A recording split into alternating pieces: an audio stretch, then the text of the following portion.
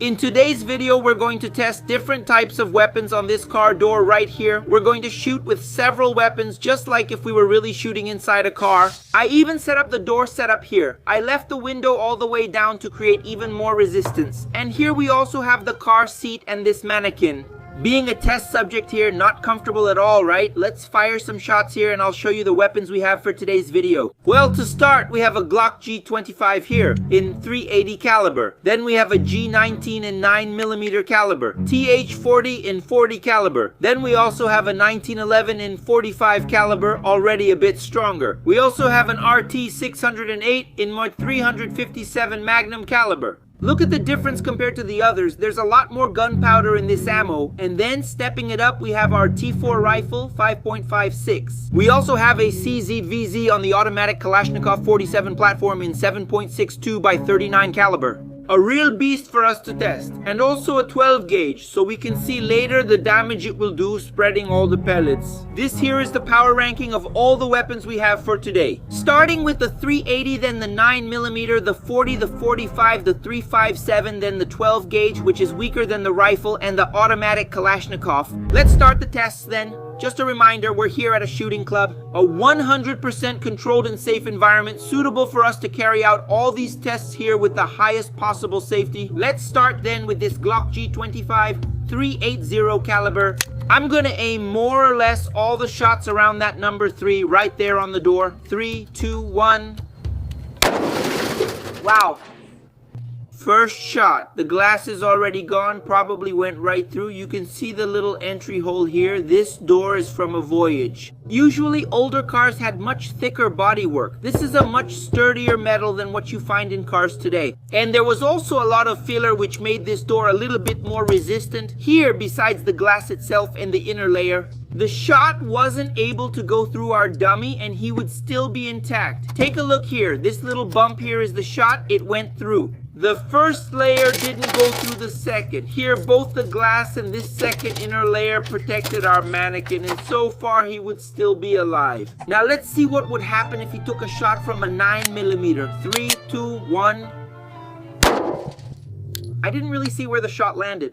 I found it already. Look, the shot hit right here. It easily pierced the car's outer metal and also went through the car's inner metal. This time, there wasn't a layer of glass to protect it to create a little more resistance, and it pierced through again. This time, the dummy took it straight to the metal. Look, the side here has an entry hole and also an exit hole from the shot. It went through the dummy. Yeah, this time it wouldn't have been very comfortable at all. The door didn't hold up. And from now on, the dummy will just be for show because now we've got a 40. It's definitely going to go through. Let's see what happens, right? I'm going to try aiming a little higher than the other shots now. 3, 2, 1. Man, if I tell you I hit exactly the same spot, would you believe it? Look at this. It opened up a bit more to the side. Damn.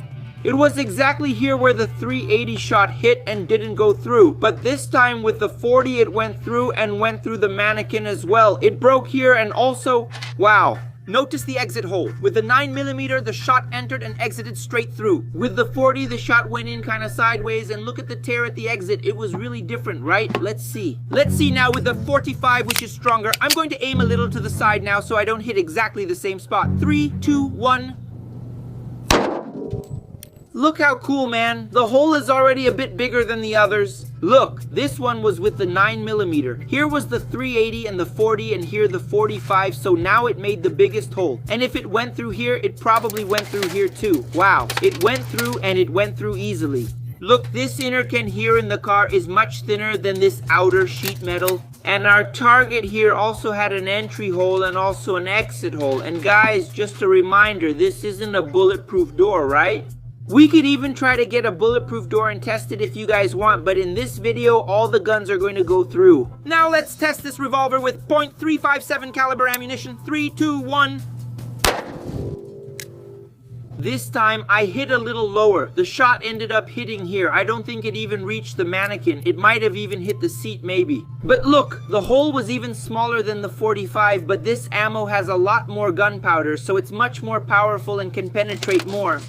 This time it didn't have the resistance of the inner metal layer because it hit right here. Look, it didn't hit in the direction of the mannequin, but it did hit in the direction of the seat. The shot hit here. Let's see if it managed to go through. Look, man, it didn't go through, huh? At least in this part here, the shot didn't go through. Maybe there are some metal layers, a metal structure inside here to make the seat rigid, right? It probably even stopped this shot. Interesting. So now let's go to our 5.56 rifle. Take a look at the size, man, of the slug here. It's really massive.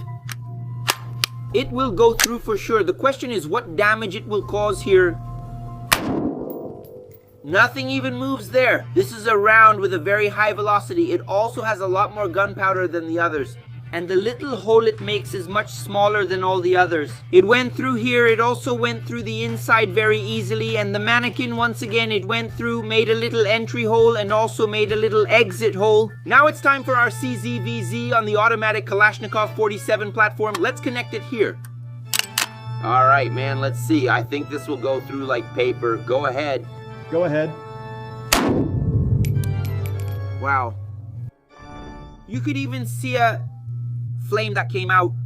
This ammunition is original from 1964, so its type of gunpowder is already a very old model.